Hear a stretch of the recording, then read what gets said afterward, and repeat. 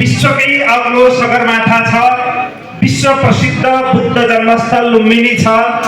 हामीसँग सयौं मनोरम हिमालहरू छन्, हजारौं सुन्दर ताल तलैया वन जङ्गल छन्। विश्वकै दोस्रो धनी अविरल बग्ने नदीहरू छन्, अमूल्य जडीबुटी प्राकृतिक सम्पदाले भरिपूर्ण छन्। तराई पहाड हिमालको मनोरम बेजोड सङ्गम छ, अनुपम सुन्दर भौगोलिक मनोरम भूगोल छ।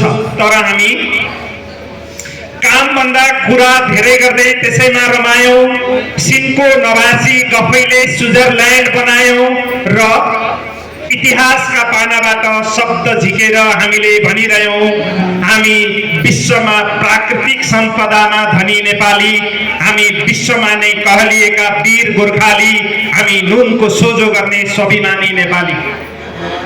तर आज बतासे भाषण गर्न खप्पिस हामी नेपालीले कहिल्यै सकेनौं सगरमाथा जस्तै शिर ठाडो पार्न, बुद्ध जस्तै संसारभर आफ्नो ख्याति बढाउन, पशुपतिनाथ जस्तै आफ्नो आस्था अटुट राख्न, फेवा रारा बेगनस्थल जस्तै विशाल रूपमा फैलन न त सक्यौं कोशी गण्डकी र कर्णाली जस्तै विकासको मूल फुटाउन। हरेक पटक ठक्कर खाँदा पनि घाम लागेन हाम्रो घैँटोमा, उक्रिएनन् हाम्रा आँखाहरू, सजिएनन् शीतले पाखुरीहरू।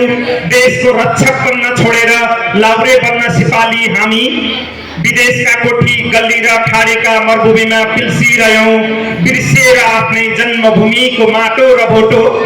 विदेशका मरुभूमिमा पसिना चुहाउन दौडिरह्यौं। हजुर नपत्याए हेर्नुहोस्, आज हाम्रो देशको विडम्बना सिमानामा ठडिएका छन् जङ्गे पिलरहरूलाई ढल्दैछन् सकुनीहरू। नेपाली आमाको छाती चिर्न उद्धत बनिरहेका छन् दुष्टहरू। तर विडम्बना हामी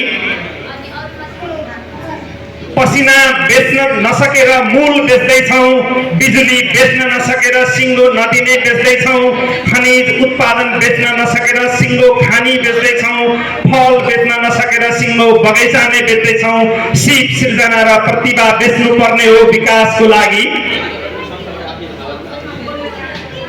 तर दुर्भाग्य हामी देशका कर्णधार युवा र युवती बेच्दैछौँ। बेच्नु पर्ने हो महँगोमा औषधि र सस्तोमा जडीबुटी बेच्दैछौँ। रेमिटान्सले बढाएर आयात निर्यातको खोक्रो पार्दैछ। विकासको नाममा लथालिङ्ग पारेर छोडिन्छन् बाटोघाटो र पुल, र नेपाली जनले भोग्नुपर्छ सधैँ विनाशको गहिरो पीडा वर्षौंसम्म।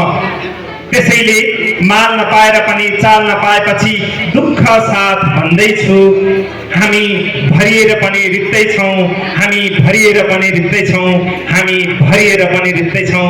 धन्यवाद। सम्पूर्ण उपस्थितिमा नमस्कार।